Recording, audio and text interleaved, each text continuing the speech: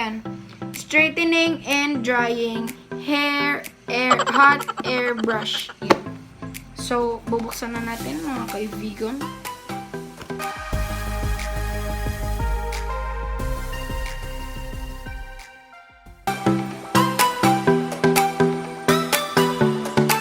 Charot.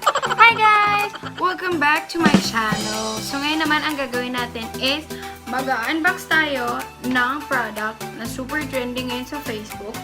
Kasi kung ano-anong advertisement. So as you can see, bago po akong ligo, no? Kung hindi alaka, wala na akong gagawa, no? Charot. Ito na nga.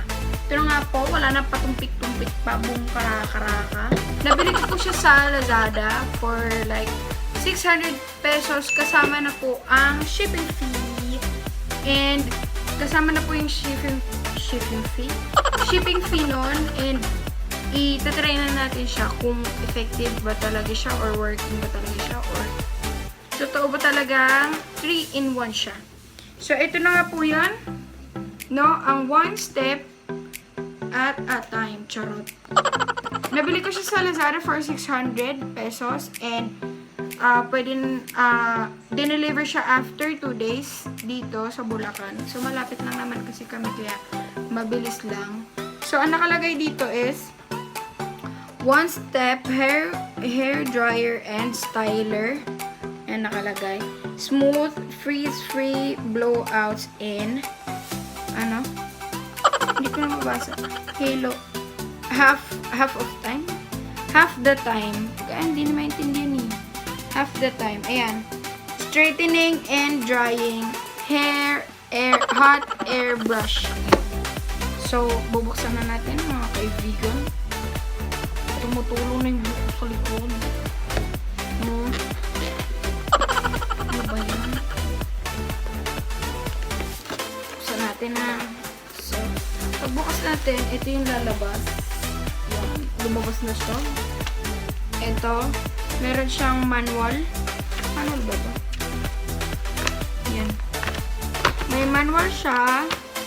Yan. And wala nang ibang nakalagay, kundi ito na nakabalot sa bubble wrap. Actually, yung brush, nakabalot din siya sa bubble wrap. So, binuksan ko na ito kanina. Binuksan ko na siya kanina kasi para naman hindi ako papayasin nyo. Baka kasi hindi gumana eh, di ba? Kakaya naman. Charot! So, ito na nga. Naka-bubble wrap siya, beige. Diyan. Kung adik ka dito, parehas tayo. Ayan. Tapos, ito yung saksakan niya. Good thing. Ganito yung saksakan niya. No? Tapos, ano nakalagay dito? Made in China siya. Ito nyo ba? As usual, made in China siya. And, ito yung brush niya. Yan. Yan. Actually, malaki siya, no? Yan, no? Super laki. Malaki siya. And, yan. Tapos, meron siyang control dito. And, nakalagay dito is off, low, middle, and high. Siyempre, itatry natin yan. Kaya lang, natry ko to kanina. Maingay kasi siya, bes. So, dun tayo gagamitin na natin. I mean, gusto nyo ba marinig? Sige, parinig natin. Buksan natin. Isasaksak ko lang, ha. So, yan. Pagkasaksak ko, umilaw na siya ng kulay blue.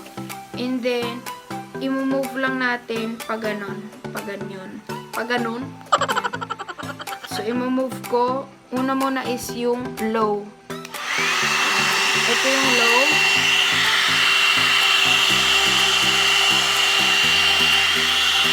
Maingay siya actually.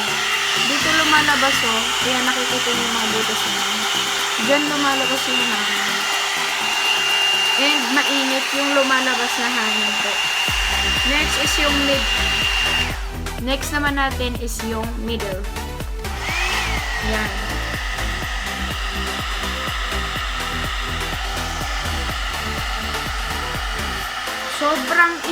Sobrang init kung nilalabas na hangin. Sana naririnig nyo ko. Sobrang init kung nilalabas na hangin. Hot air brush. Gaya na nakalagay dun sa box na. Tapos, next naman natin is yung high.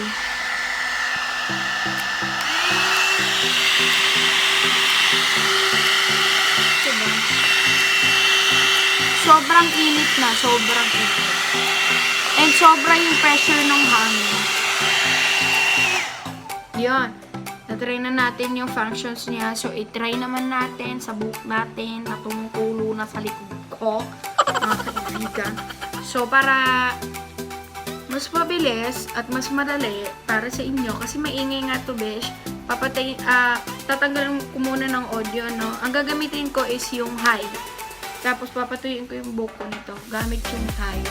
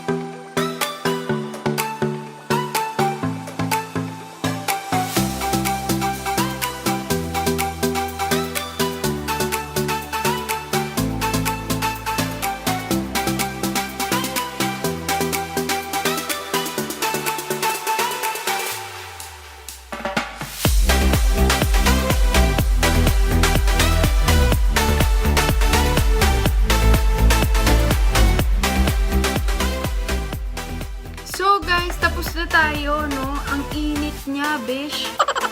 Pero, tingnan niyo po yung result. Yan, tuyo na siya. Yan, super smooth. And, mabilis lang siyang gawin. Mabilis lang. Sobrang laki lang talaga nito. Tapos, naiwan yung mga buhok. Yan.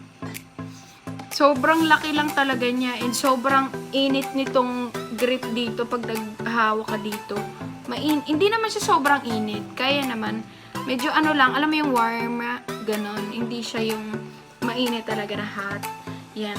Dito medyo warm lang, ganyan. Itong top na to, kanina nagkamali akong paganyan.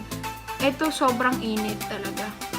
Sobrang init. As you can see on my try-on, nung tinatry ko siya, kaya ko siya ginaganon, nilalayo ko sa mukha ko kasi sobrang init niya talaga, te.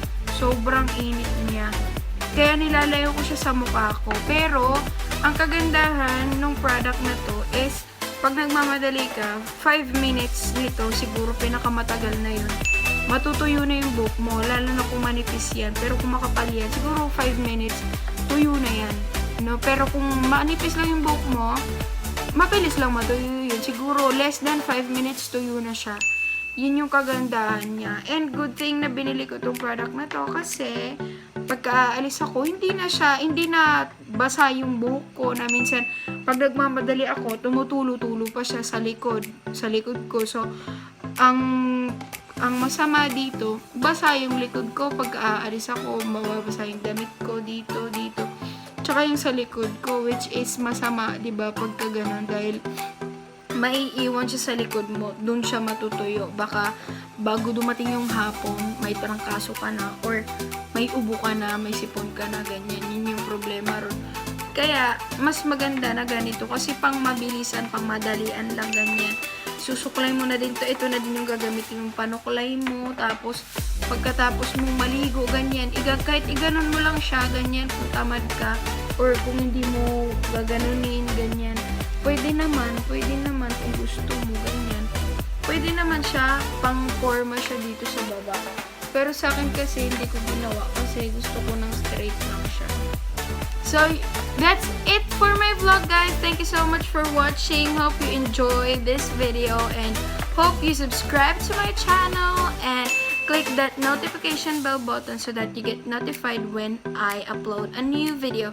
Thank you so much for watching. Bye, guys.